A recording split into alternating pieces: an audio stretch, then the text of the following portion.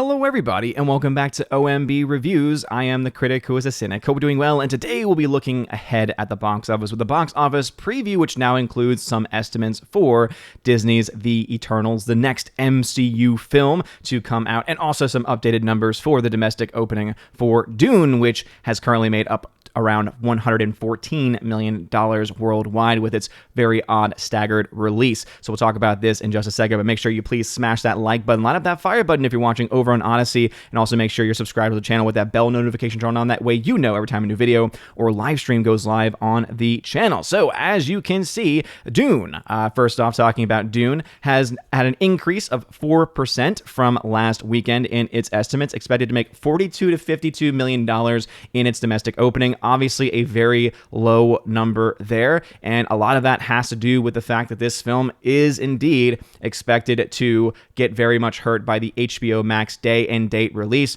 though based on what I've been hearing from a lot of people that have been able to see the film already, this is a movie that you want to go see on a big screen. I've already got my ticket to go see this movie on Thursday in IMAX, so I'm incredibly pumped for it.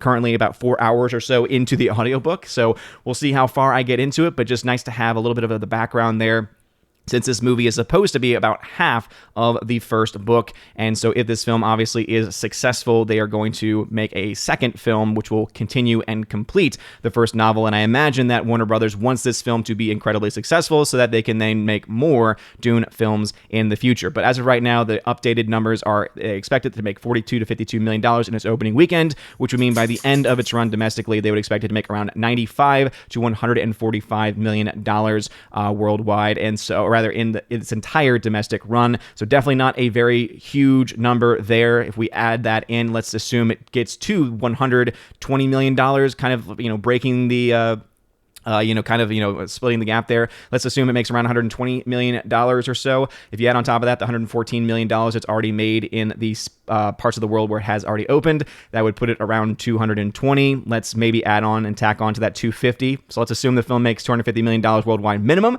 I think the film will do more than that, but let's just say $250 million worldwide minimum. That would be a situation that would be pretty troublesome for that movie, because even though the film is not nearly as expensive as what many had expected, because the film costs $165 million to make, meaning typical marketing costs would make it at $247.5.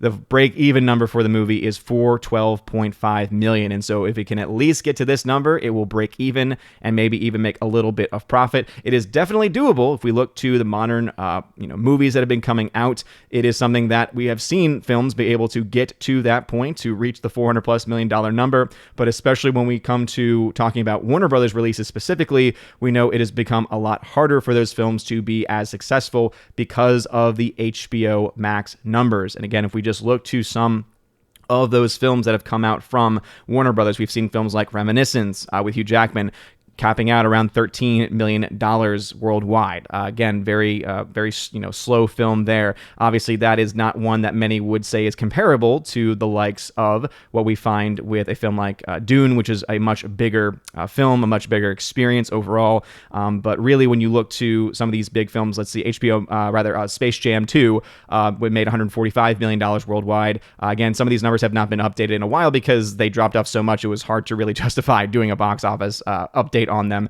because of how much they had fallen off. But as you can see, none of the Warner Brothers films this year that have had day and date releases on HBO Max have really been able to be all that successful in their runs, at least not enough to make north of $400 million that this film needs to break even. So maybe this will break the mold, since it is a massive epic film, since it is really being pushed in premium formats especially. Hopefully, again, I haven't seen the film yet, but I am a huge fan of Denis Villeneuve, so I would love for this film to be able to be successful, and it would be really nice to actually see a film that I enjoy and also is financially successful, being a big budget film to boot as well.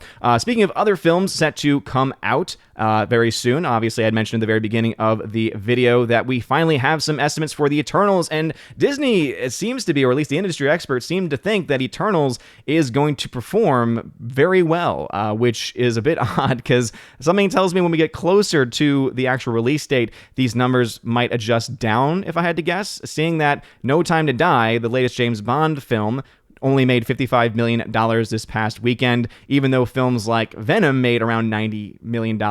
Those are all properties that are well known and well established, whereas Eternals features characters that no one's ever heard of before, kind of similar to what we saw with Shang-Chi.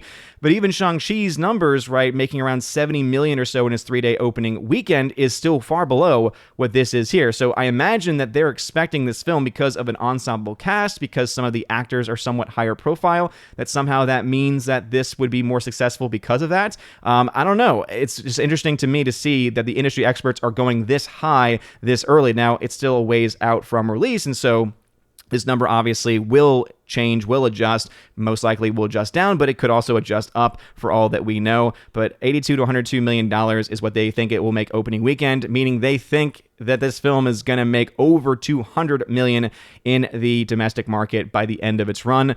That would mean, I would assume, that they think this film is going to make north of $400-500 million worldwide, which would be basically what this film needs to make to break even, because the film's budget is around $200 million.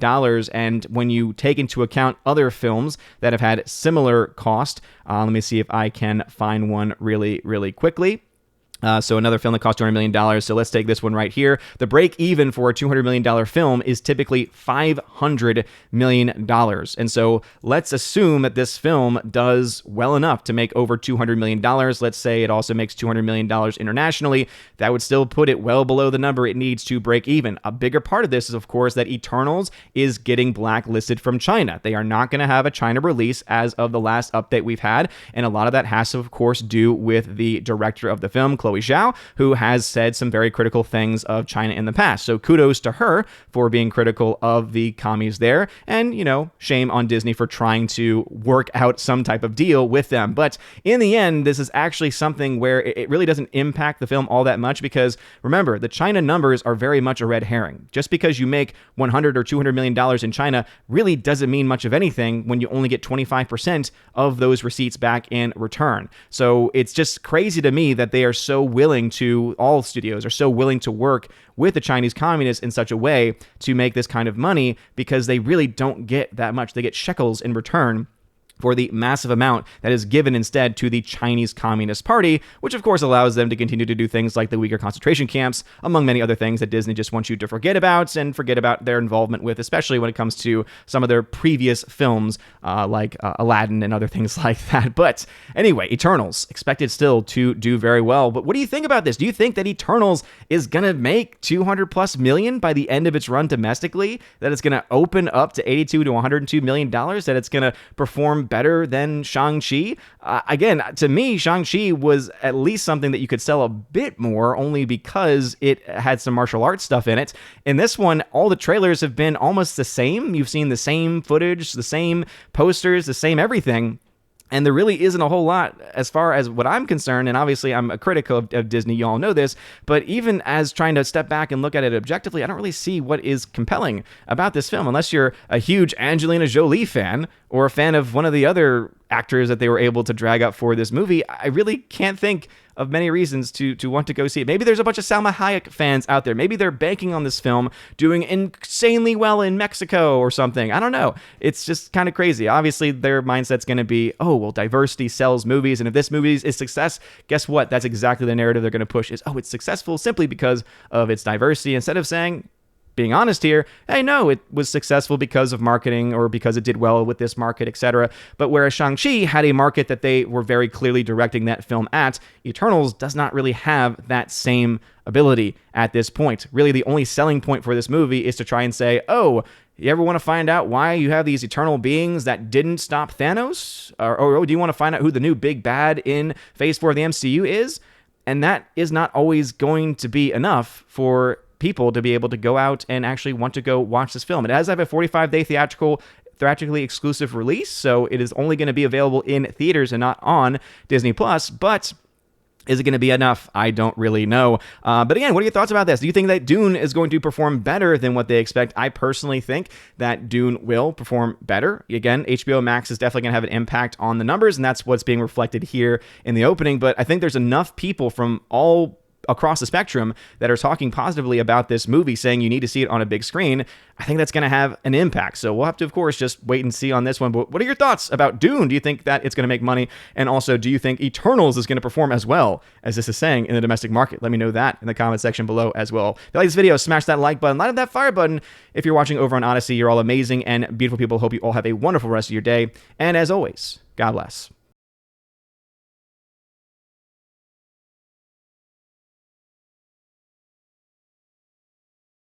And now for a huge shout out to all of my Patreon Subscribe Star and Locals members: Andrew Hoyle, Animation Commentator; Brandon, Brian P., Christopher Bowman, Don Bruno de la Mancha, Father Christopher Miller, hail to you, Father, Father Damian Cook, Garrett Searles, Harold Francis, Inflamed Wood, Jacob Juice, Jeffrey Toone, Joe Horn, Jonathan Carney, Gomer Kyle, 79, Laura, the Modern Major General's Story, Mike Jackson, Dion, Mad Mitch Dunaway, Mondo Spieler, Mr. Peabody, On to June, Orange Hat Reviews, Out of Step with Reality, Priscilla Hall, Rosetta Allen, Stan Andrian, Teresa Martin, Theodore Benden, Tina Bojan, and Tina B., the Empress of the Universe. Thank you for being my Patreon members. And a huge shout out to my Subscribe Star members: The R, Fast Reaction, Nosferatu Gatsu, John B.,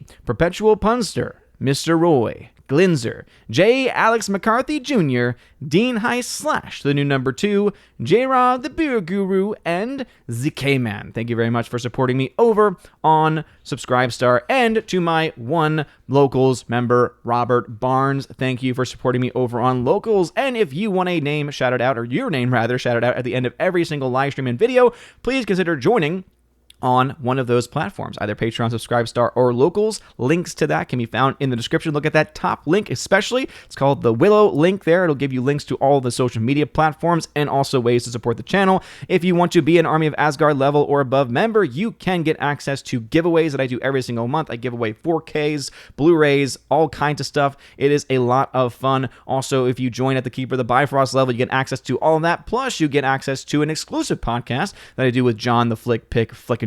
We have a lot of fun. We do that once or twice a month. And if you join at the Chosen of Valhalla level, you get all of that. Plus, in your first month, you get a t-shirt of your choice and send anywhere in the world. And also, you get to be featured on the channel once a month on the Chosen of Valhalla live stream, where we get to hang out and have a good time. So anyway, if any of that sounds good, check out that link in the top of the video. As I mentioned, you guys are amazing and beautiful people. I hope you have a wonderful rest of your day. And as always, God bless.